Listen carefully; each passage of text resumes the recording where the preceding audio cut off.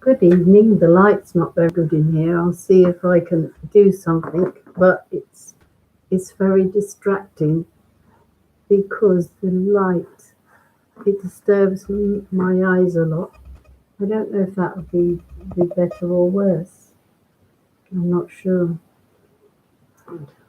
Is that worse? I know we need light, but I'm not quite sure how distracting it is. It's distracting for myself. Maybe that maybe that's a little better. I'm going to be sharing with you from this small little book, The Gift of Easter, the season of hope for those who can't go to church. And I'll tell you what the contents are. It's not that big. The Gift of Easter, the Easter story from the King James Bible. I use the Catholic Bible usually, and there's many versions of that too. It has prophecies. Why did Jesus ride a donkey? Who was the betrayer? What did Jesus say about his death? 3 days that changed the world, poems and prayers. And the angel said, He's not here, for he is risen. As he said, Come see the place where the Lord lay. So I'm going to be just doing it straight through, start to finish. I have no idea how long it will take. I won't be showing you the pictures because there's too many of them. The Easter story, in all its drama and passion, is like no other. After the death of Jesus and the extraordinary events that surrounded it, nothing could ever be the same again, either for the group of ordinary and extraordinary people who were its principal players, or for the millions of people who have lived since then and obviously become Christians. Not all. As we remember the events of the Passion and the true message of Easter unfolds, may it once again bring its precious message of hope, new life, and new beginnings. The angel said, He is not here, for he is risen. As he said, Come, see the place where the Lord lay. That's from Matthew's Gospel. The drama begins. The King of Peace, the hour is to come, the plot, so we'll just get on with that. The hour is come. Matthew 26, 1 to 3. John 12, 23 to 4. And it came to pass, when Jesus had finished all these sayings, he said unto his disciples, Ye know that after 2 days is the feast of the Passover, and the Son of Man is betrayed, to be crucified. And Jesus answered them, saying, The hour is come, that the Son of Man should be glorified. Verily, verily, I say unto you, except a corn of wheat fall into the ground and die, it abideth alone. But if it die, it bringeth forth much fruit. Now the green blade riseth from the buried grain, wheat that in the dark earth many days has lain. Love lives again, that with the dead has been. Love is come again, like wheat that springeth green. In the grave they laid him, Love whom men had slain, thinking that never he would wake again. Laid in the earth like grain that sleeps unseen. Love is come again, like wheat that springeth green. The plot, excuse me, then assembled together the chief priests and the scribes and the elders of the people, and consulted that they might take Jesus by subtlety and kill him. Then one of the 12, called Judas Iscariot, went unto the chief priests, and said unto them, What will ye give me? And I will deliver him unto you. And they covenanted with him for 30 pieces of silver. And from that time he sought opportunity to betray him. 30 pieces of silver. And I said unto them, If you think good, give me my price, and if not, forbear. So they weighed for my price 30 pieces of silver. Zechariah's prophecy mentions exactly the amount that Judas required for his betrayal of Jesus. The Last Supper, and when the hour was come, he, Jesus, sat down, and the 12 apostles with him.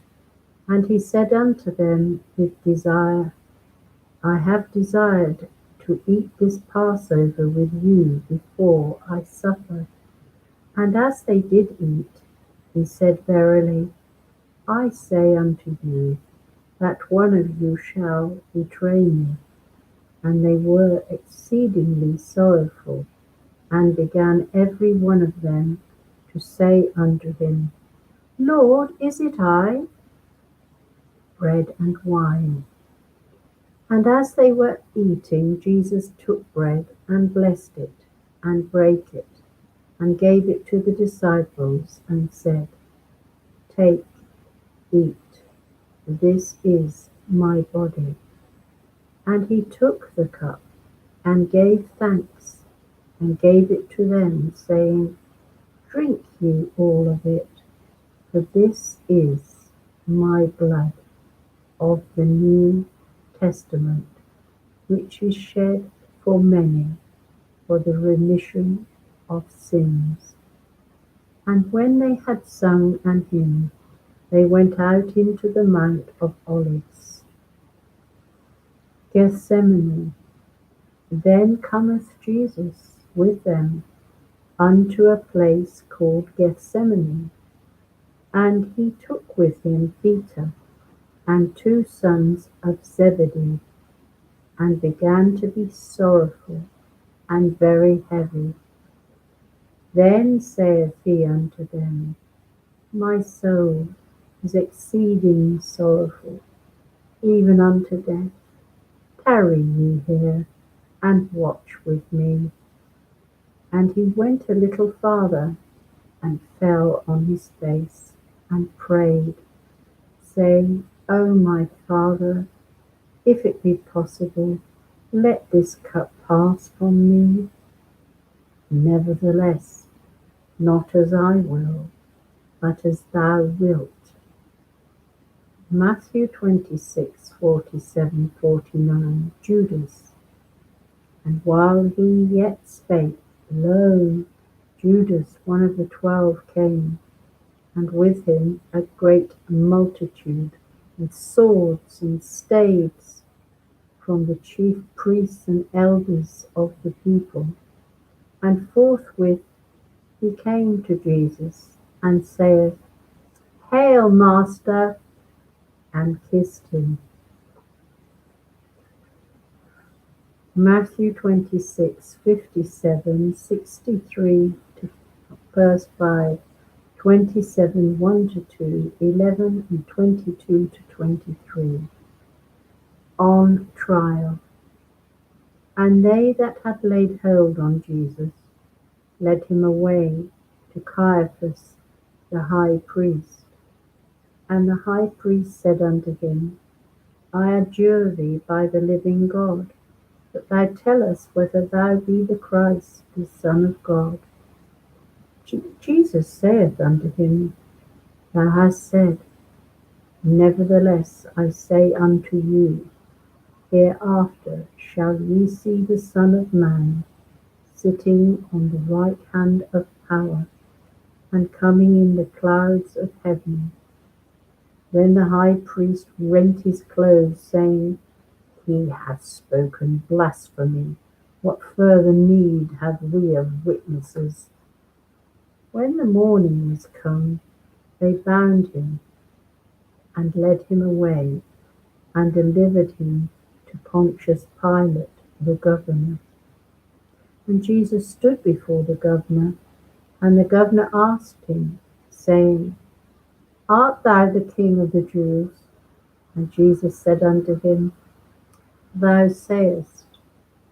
Pilate saith unto them, "What shall I do then with Jesus, which is called Christ?" They all say unto him, "Let him be crucified." And the governor said, "Why? What evil hath he done?" But they cried out the more, saying, "Let him be crucified." The suffering servant. He is despised and rejected of men, a man of sorrows and acquainted with grief. And we hid, as it were, our faces from him. He was despised, and we esteemed him not. Surely he hath borne our griefs and carried our sorrows. Yet we did esteem him stricken, smitten of God, and afflicted. But he was wounded for our transgressions. He was bruised for our iniquities. The chastisement of our peace was upon him, and with his stripes we are healed. All we like sheep have gone astray. We have turned every one to his own way, and the Lord hath laid on him the iniquity of us all. The prophet Isaiah's vision of the Messiah as a man of sorrows gives a startling, perceptive picture of the meaning of the cross. Matthew 27:33, 35 and 36, 7. Crucifixion. And when they were come unto a place called Golgotha, they crucified him, and parted his garments, casting lots, and sitting down, they watched him there, and set up over his head his accusation written, "This is Jesus, the King of the Jews." See from his head, his hands, his feet, sorrow and love flow mingled down. Did e'er such love and sorrow meet, or thorns compose so rich a crown? The words of Isaac Watts.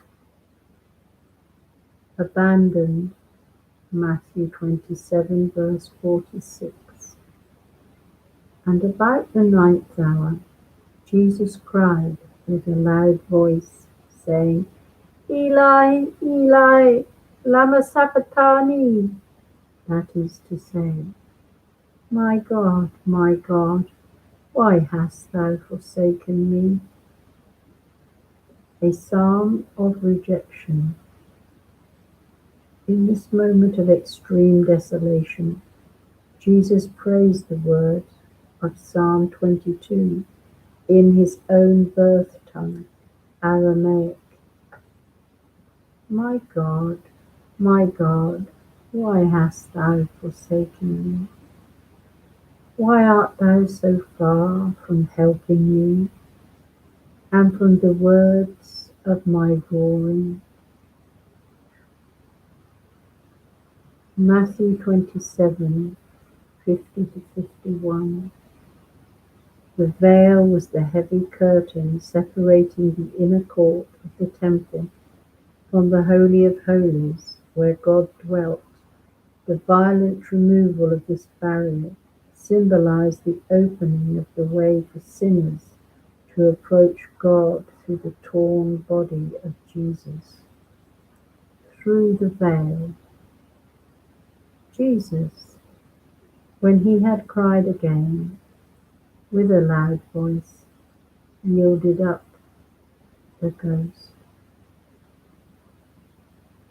And behold, the veil of the temple was rent in twain from the top to the bottom.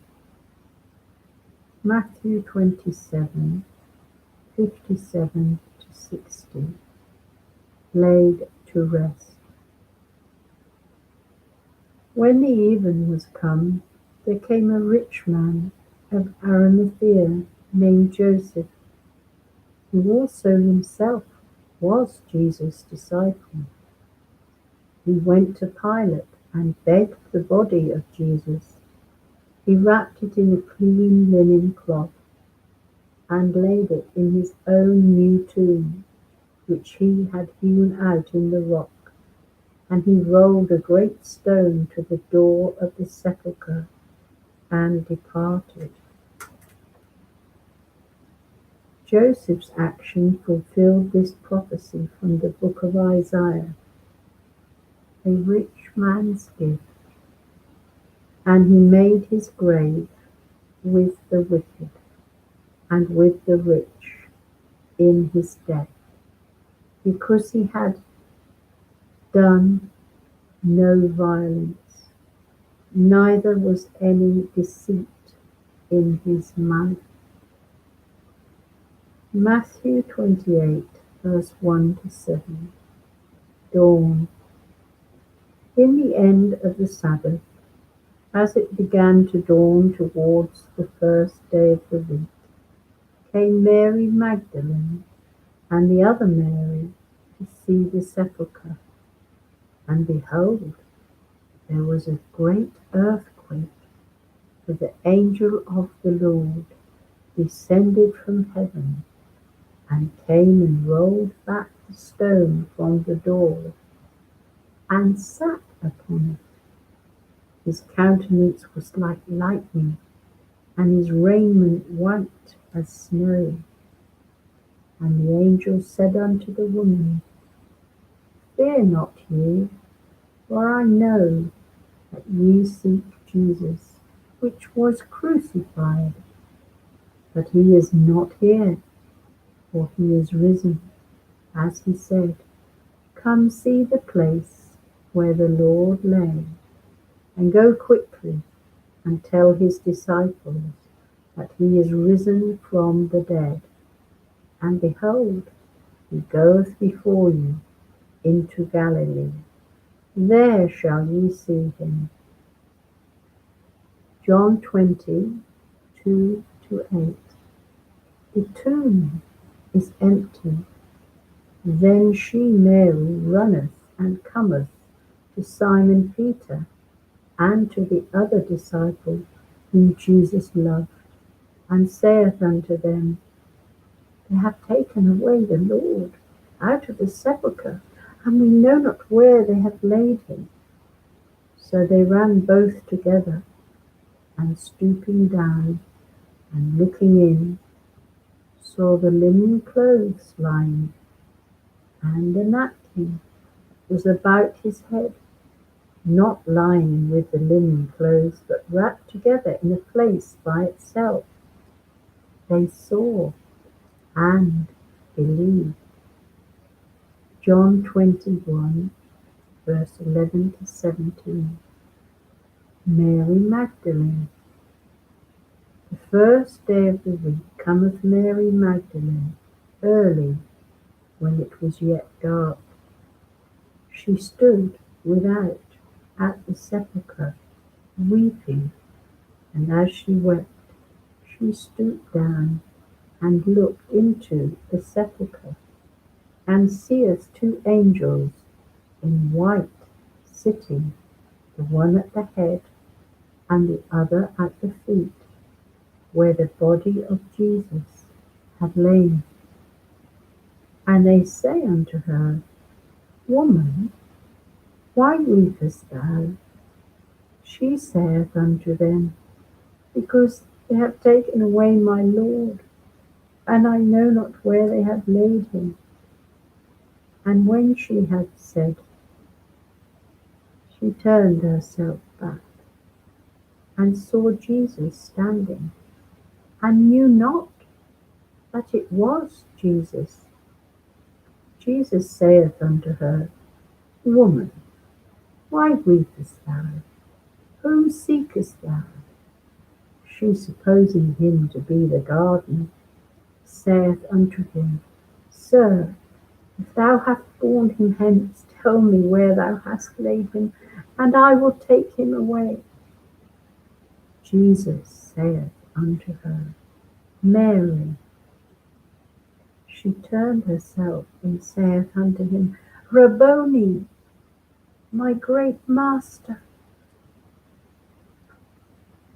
Mark 16:12-13, John 20:19-30-31. The risen Master. After that, he appeared in another form unto two of them, as they walked and went into the country, and they went and told it unto the residue, neither believed they them. Then the same day at evening, when the doors were shut, where the disciples were assembled, for fear of the Jews, came Jesus and stood in the midst, and saith unto them, Peace be unto you. And many other signs truly did Jesus in the presence of his disciples, which are not written in this book, but these are written that ye might believe that Jesus is the Christ, the Son of God, and that believing ye might have life through his name. Revelation 1:10, 13-15, 17-18, the epilogue.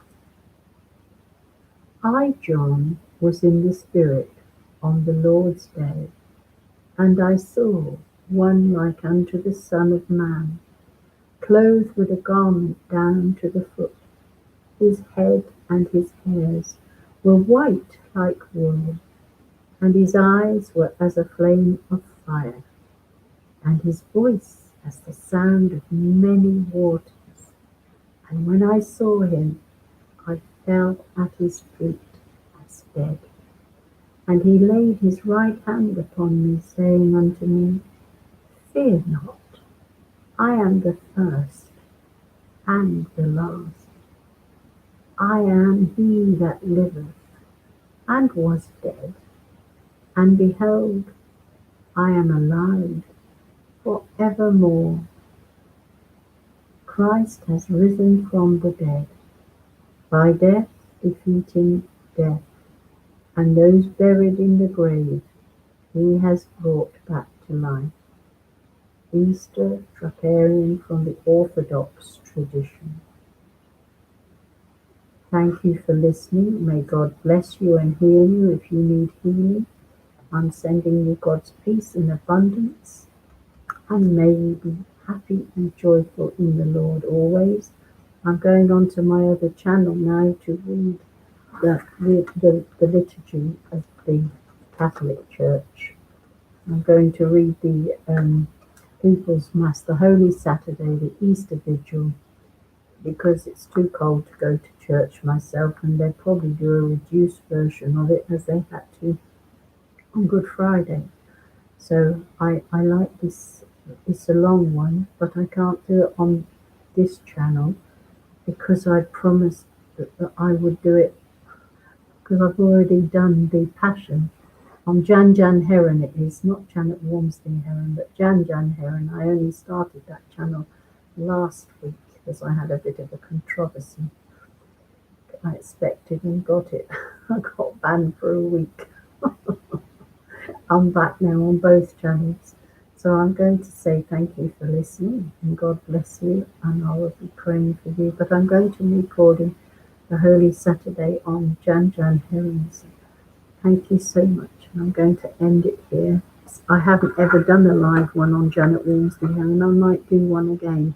I don't know. God bless you all and a very happy Easter.